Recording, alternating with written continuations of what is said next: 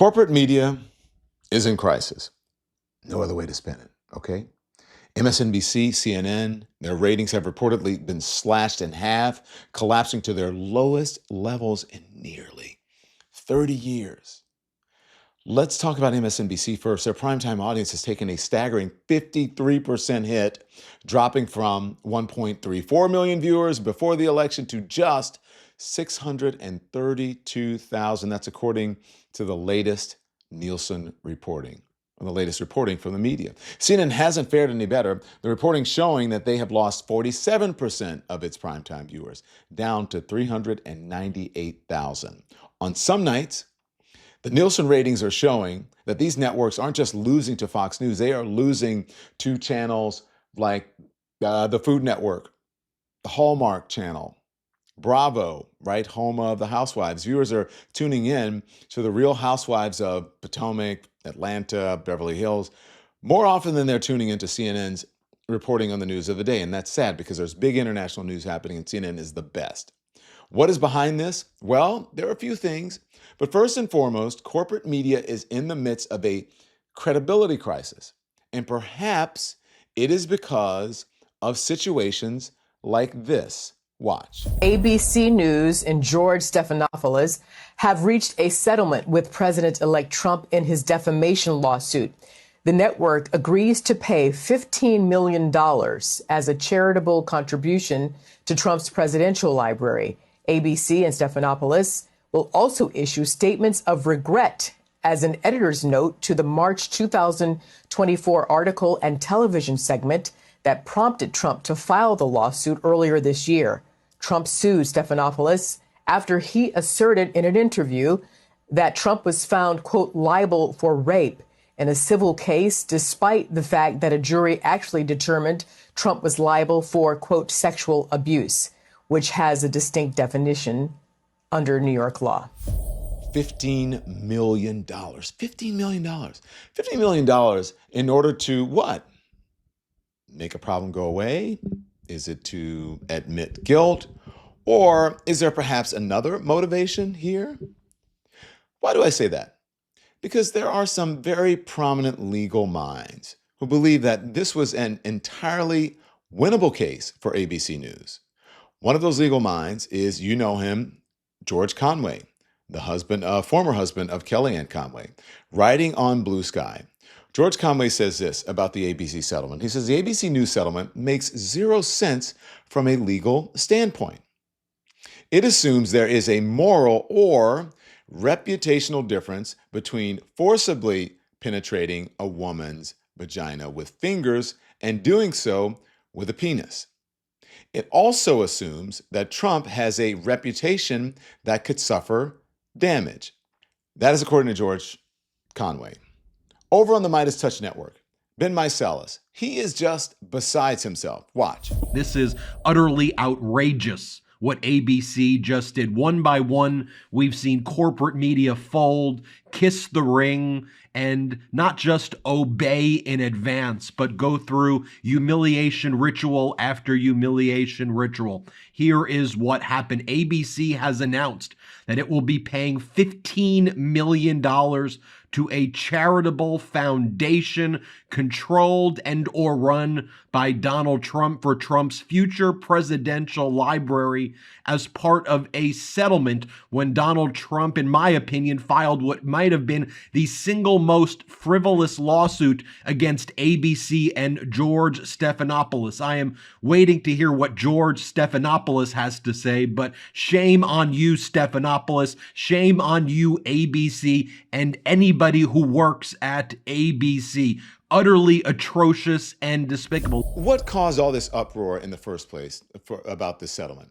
Here's part of the exchange between ABC anchor George Stephanopoulos and Congresswoman Nancy Mace. Pay close attention. I still get judged for it today. I'm asking you a very simple question. And I answered it. You're shaming me for my political choices. I'm asking you a question about why you endorse someone who's been found liable for rape. It was not a criminal court. This was a civil court. It was a civil court. And by the way, she joked about the judgment and what she was going to do with all that money, and I find that offensive. I'm asking you about the man But as a rape victim who's been shamed for years now because of her rape. You're trying to shame me again by asking me this political question. You've repeated that again. I think it's offensive. As a woman, I find it offensive. For my political choices, I've endorsed the man that I believe is best for our country. It's not Joe Biden. And you looked at the dueling rallies yesterday in Georgia. Laken Riley's family was with Donald Trump. They weren't with Joe Biden. The same guy yesterday that apologized for calling her killer an illegal, who wasn't illegal. And here you are trying to shame a rape victim. I find it disgusting. I mean, you keep saying I'm shaming you. You are. The question, it is. How is the question asking you about a presidential candidate who's You're asking a rape victim. And there's no question about that. And you've courageously talked about that. Because I've been raped. I think that's disgusting. No, I'm questioning your political choices because you're supporting someone who's been found liable for rape. Actually, I'm not trying to shame you. You are. That's exactly what you're doing. You're not answering the question. I think it's disgusting. Well, you're welcome to say that, but you have to answer the question. Why are you supporting someone who's been found liable for rape?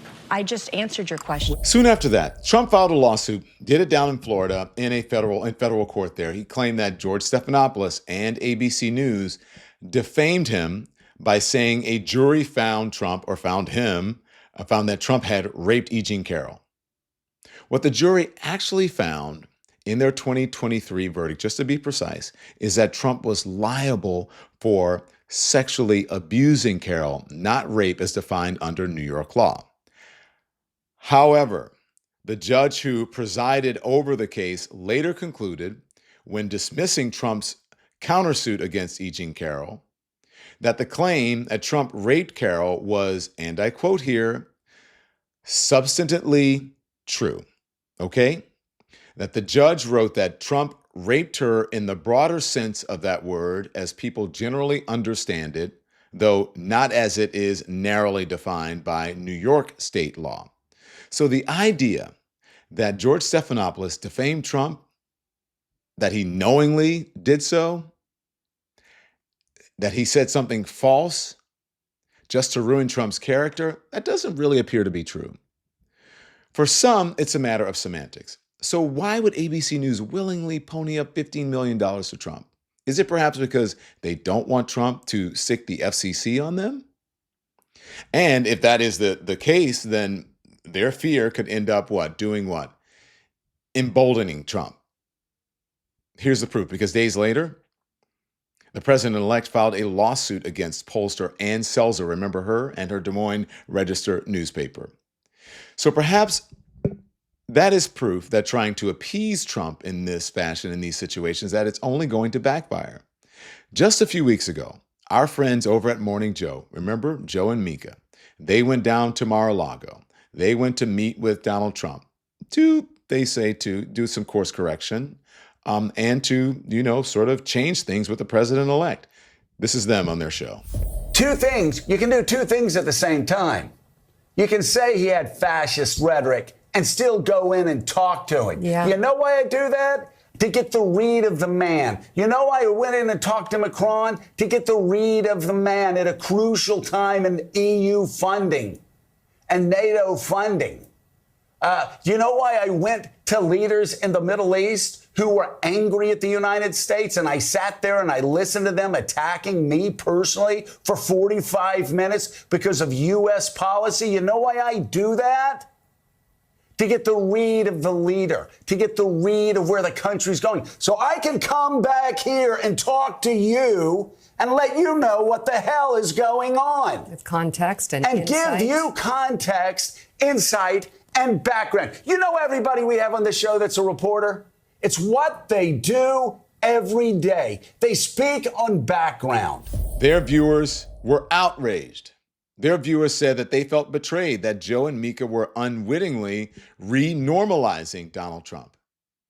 The same day that they announced on their show that they had made the trek down to Mar-a-Lago, their ratings, their viewership tanked. For the audience, it was too soon. It was timing. It was a move. The move to them felt disingenuous and a form of acquiescing. Corporate media is in crisis because the American people, they're smart. They know what's going on. They're smart enough to know that timing and transparency matter. And regardless of your intentions, they feel lied to after you have called Trump an existential threat to this country for years, but now that he is back in power, that you're happy to sit and chat with him. Not that you want to do it, that it was so quick and that cameras weren't rolling, okay? So Vice President Harris's digital director said as much in an interview with Semaphore. This was just this week, okay? And I quote, he said, Americans are never going to not trust the New York Times, and they're never going to distrust the Washington Post. But he says, I think that in a Trump era, you're going to start to see frustrations with the mainstream media come to a boil. And I think there will be smart people who try to fill that gap, more individuals who create content on left and center-left messaging. So that means what? Us. That's not a shot across the bow at corporate media, at the corporate media types, but perhaps it is a warning shot that your viewers, they want you to be real with them. Otherwise, you could end up, without even realizing it, you could end up like Joe and Mika. You could end up like George and ABC, MSNBC and CNN's prime time, in a ratings free fall, leaving independent media to fill that void. What do you think? Let me know in the comments. We are thrilled to have you as one of our watchers, so thank you so much for tuning in. Make sure you hit the like button and the subscribe button as well, and that way you can be notified about all of our new content. There's plenty of it for you. We're live every day at 10 a.m. Eastern Time. We drop more videos at 2 p.m. Eastern and at 5 p.m. And if you want even more Don Lemon Show content, we'd love for you to become a member of the Lemon Nation, of the Lemon community. Members receive access to special community posts, exclusive content, and live shows. So just head right over to our channel page or click the join button on this video. Again, thank you for watching, and we'll see you next time.